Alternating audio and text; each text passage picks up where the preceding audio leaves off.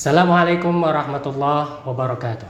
Waalaikumsalam warahmatullahi wabarakatuh. Bismillah walhamdulillah wassalatu wassalamu ala rasulillah wa ala alihi wa ashabihi wa mawalah amma ba'd. Baik rekan-rekan sekalian, marilah kita buka pertemuan kali ini dengan sama-sama membaca lafaz basmalah.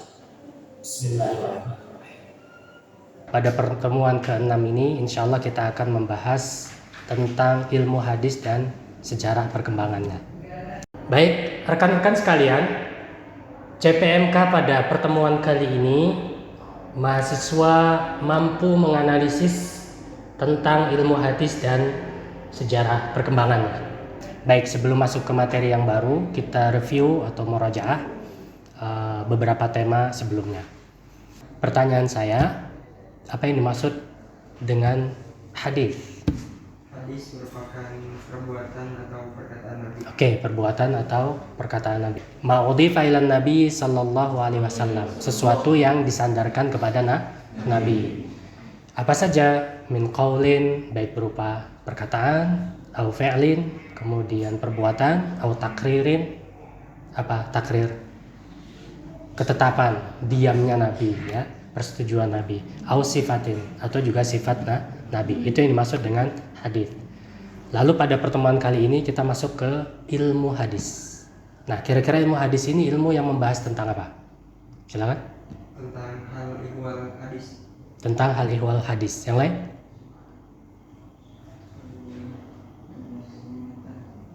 Tentang sanad dan mat. Jadi, rekan-rekan sekalian, ilmu hadis ini ilmu yang berisi tentang dasar-dasar dan kaidah, usul wa qawaid, dasar-dasar dan kaidah. Nah, dasar dan kaidah ini fungsinya untuk apa?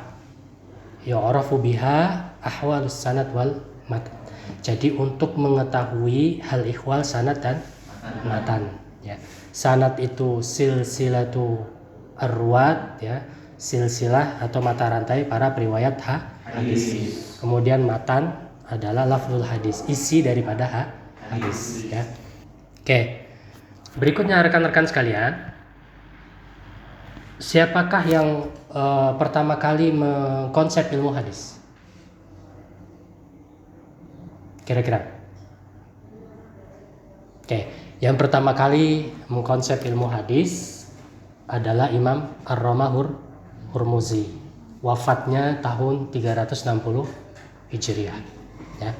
Nama kitab yang beliau susun namanya Al-Muhaddits Al-Fasil Bainar Rawi wal Wa'i, ya.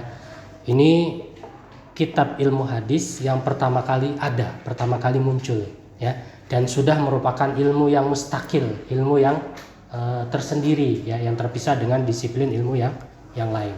Oke, berikutnya objek kajian daripada ilmu hadis. Kira-kira apa? Maudhu' ilmil hadis. Objek kajiannya adalah as-sanad wal matan. As-sanadu wal matnu min haitsul qabul war rad. Jadi tentu objek kajiannya adalah dua hal, ya, sanad dan matan. Sanad itu apa, matan itu apa, tadi sudah dijelaskan. Dari segi diterima atau ditolaknya. Jadi nanti ada sanad yang diterima, ada sanad yang tertolak. Ada matan yang diterima, ada matan yang tertolak. Efeknya kemana imbasnya? Kepada hadis yang diriwayatkan. Ketika sanadnya tertolak, maka hadisnya juga tertolak. Sebaliknya, ketika sanadnya diterima, makbul, maka hadisnya juga makbul. Gitu, ya. Oke, berikutnya samrohnya.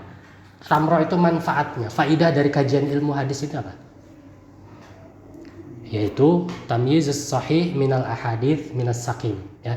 Kita bisa membedakan, mengklasifikasikan mana hadis-hadis yang sahih, ya, dan mana hadis-hadis yang tidak sahih. Ini thamrah daripada ilmu hadis. Berikutnya rekan-rekan sekalian, ada dua cabang besar dalam ilmu hadis. Ada yang masih ingat?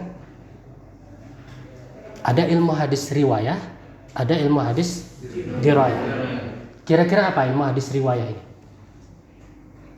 Baik, ilmu hadis riwayah ini, ya, kajiannya seputar tahammul, ya. Kemudian hifdzul hadis wa adaul hadis. Tahammul, hifdzul hadis wa adaul hadis. Jadi seputar proses penerimaan hadis gitu ya. Belajarnya hadis dari para masyayikh. Kemudian hifdzul hadis pada tahapan berikutnya adalah menjaga hadis ya, baik dicatat maupun dihafal, diingat. Namanya hifdzul hadis. Kemudian pada proses lanjutannya adalah adaul hadis atau ta'limul hadis, mengajarkan hadis, menyampaikan hadis ya. Jadi ilmu hadis riwayah kajiannya seputar 3 hal itu ya. Kemudian cabang yang kedua adalah ilmu hadis dirayah. Nah, ilmu hadis dirayah ini sinonim atau muradif dengan mustalahul hadis, ulumul hadis, usulul hadis, gitu ya. Berarti ya ilmu hadis dirayah ini usul wa qawaid yu'rafu biha ahwalus sanad wal matan min haitsul qabul warad. Ya. Jadi ilmu yang isinya adalah dasar dan kaidah untuk mengetahui hal ihwal sanad dan matan dari segi diterima atau ditolaknya. Gitu ya. Ada banyak cabang ya dalam ilmu hadis dirayah. Ya, ada banyak cabang dalam ilmu hadis dirayah. Oke, boleh disebutkan satu-satu? Misalnya ada ilmu jarah wa ta'dil ya. Ada ilmu gharib al-hadis ya. Ada apa lagi? Ilmu mukhtaliful hadis ya. Ada ilmu ilal al-hadis. Masuk ke jarah wa ta'dil ya. Kira-kira apa yang dimaksud dengan ilmu jarah wa ta'dil ini? Ada yang bisa sebutkan? Jarah kalau secara bahasa artinya apa? Luka ya, atau aib atau cacat. Nah, ketika seorang periwayat yang terjarah, artinya periwayat tersebut dinilai negatif oleh para ulama jarah wa ta'dil. Tentu dengan lafaz-lafaz yang beragam, ada tingkatannya ada 6 ya. Mulai dari yang paling ringan ya. Misalnya fulan dhaiful hadis, fulan ini lemah hafalan hadisnya. Nah, ketika seseorang dijarah dengan lafaz dhaiful hadis, diterima nggak riwayat hadisnya? Tidak diterima. Sampai yang paling berat ya, tingkatan yang ke-6 itu dengan ismut tafdil ya. Fulan akdzabun nas. Fulan itu orang yang paling suka berbohong, paling suka berdusta. Gitu ya. Ini tingkatan dan lafaz-lafaz jarah ya. Kemudian ta'dil itu sebaliknya. Ketika seorang periwayat ditakdil ya, berarti ya dinilai positif oleh para ulama jarah wa ta'dil. Gitu ya, dinilai positif sehingga kesimpulannya periwayatannya diterima. Gitu ya.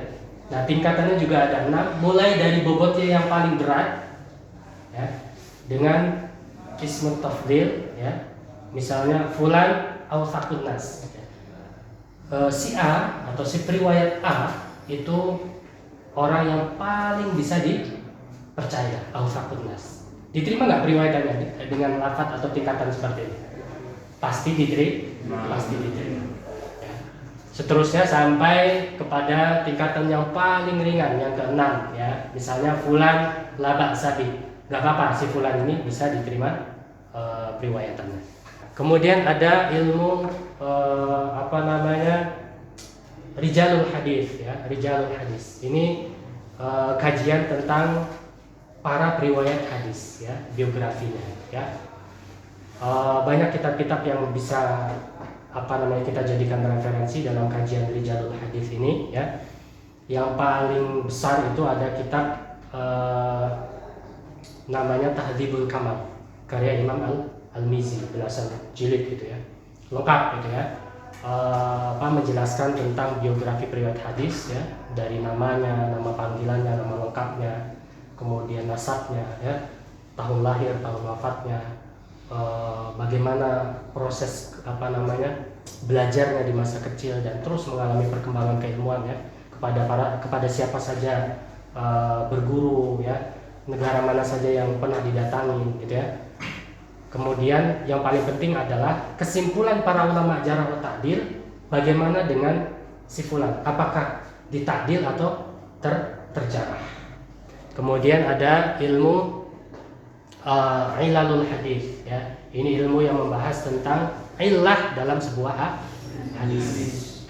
Nah, illah ini rekan-rekan sekalian ya, bisa terdapat pada sanad atau bisa juga terdapat pada matan, atau dua-duanya ada gitu ya. Di sanadnya ada, di matannya ada ya. Sebagaimana kita tahu bahwa salah satu syarat daripada hadis sahih ini rekan-rekan sekalian ya adalah terbebas dari illah gitu ya, dari illah. Nah, untuk menemukan illah ya dalam sebuah hadis kita perlu ilmu alat, namanya ilmu ilalul hadis. Oke, rekan-rekan sekalian, dan masih banyak cabang-cabang daripada ilmu hadis ya. Insya Allah akan kita bahas secara rinci pada pertemuan berikutnya. Barangkali ada pertanyaan, silakan. Ya, silakan. Siapa nama? Kemudian pertanyaan. Nama saya Muhammad Said. Ya. Izin bertanya terkait tentang ilmu hadis. Dari mana sumber pengetahuan ilmu hadis tersebut? Kan kalau misalkan fikih itu sumbernya Quran hadis. Nah, kalau ilmu hadis itu dari mana dan apa hukum mempelajarinya? Oke. Baik, pertanyaan yang bagus ya. Jadi rekan-rekan sekalian, tadi di awal saya sampaikan bahwa orang yang pertama kali mengkonsep ilmu hadis ya, menjadikannya sebuah disiplin ilmu yang mustakil. Mustakil itu tersendiri, terpisah daripada ilmu yang lain. Nah, rekan-rekan sekalian, ketika berbicara tentang ilmu hadis, sebenarnya ilmu hadis ini sudah ada sejak masa Nabi ya. Bagaimana para sahabat ya, para sahabat ini dalam menerima sebuah berita itu tidak langsung diterima begitu saja, tapi kemudian dilakukan check and recheck atau tabayyun ya, memastikan kebenarannya ya, dilihat siapa yang membawa beritanya, kemudian juga mendatangkan saksi gitu ya. Nah, ini kan dasar-dasar daripada ilmu hadis ya. Jadi di era Nabi, masa sahabat, masa tabi'in ini sudah mulai ya. Hanya saja belum dikonsep menjadi sebuah disiplin ilmu gitu ya. Lalu pada abad ketiga Hijriah itulah ya dijadikan sebagai disiplin ilmu. Baik rekan-rekan sekalian, simpulan pada perkuliahan kita kali ini adalah bahwa dengan menggunakan pisau analisis yang kemudian disebut sebagai ilmu hadis ya, dengan berbagai dasar dan kaidah tadi itu, kita dapat menguji otentisitas sebuah hadis atau kita dapat melakukan penelitian pada sebuah hadis. Nah, sehingga pada ujungnya kita bisa membedakan mana hadis-hadis yang sahih dan mana hadis-hadis yang tidak sahih gitu ya. Saya kira itu ya yang perlu disampaikan pada pertemuan kali ini. Insya Allah kita akan lanjutkan pada pertemuan-pertemuan berikutnya. Terima kasih atas perhatiannya. Kita tutup dengan hamdalah. Assalamualaikum warahmatullahi wabarakatuh. Waalaikumsalam warahmatullahi wabarakatuh.